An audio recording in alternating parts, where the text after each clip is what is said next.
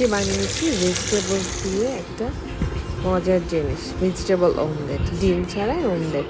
এই জন্য নিয়েছি পটল, টমেটো, গাজর, পেঁয়াজ, কাঁচামরিচ। গাজরটা এভাবে গ্রেট করে, পটলটা এরকম করে পাতলা করে কেটে নিয়েছি। এখন আমি এটার মধ্যে দিয়েছি শসা কুচি, তার সাথে দিয়েছি হচ্ছে টমেটো কুচি আর পেঁয়াজ অ্যাড করে দিলাম।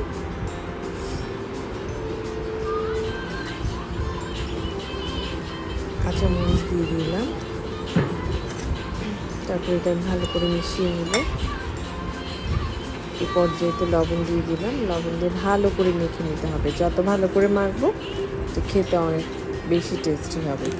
এটা আমি দিয়ে দিলাম ব্রাউন আটা। ব্রাউন আটাটা খুবই হেলদি, 2 কাপের মতো দিয়েছি। এখন একটু পানি দিয়ে এটা আমি মেখে নিলাম। পরিমাণ মতো পানি নিতে হবে, খুব বেশি দেওয়া যাবে না। তারপর এটা মিশিয়ে সুন্দর এরকম একটা টেক্সচার হবে। তারপরে আমি এটা একটা ফ্রাই প্যানে একটু বাটার দিয়ে দিলাম।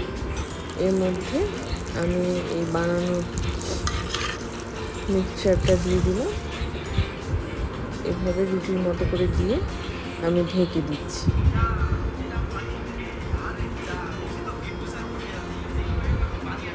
পাঁচ মিনিট পরে ঢাকনা খুলে দেখবো যে অনেকখানি সেদ্ধ হয়ে গেছে ভেজিটেবল।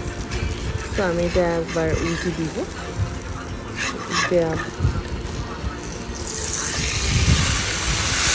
আবার থেকে 5 মিনিট রান্না করব।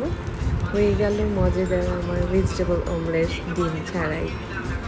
যারা ডায়েটে আছে এটা ফলো করতে পারেন, খুবই হেলদি, স্বাস্থ্যের জন্য ভালো। এটা আমার রাতের ডিনার ছিল। So enjoy.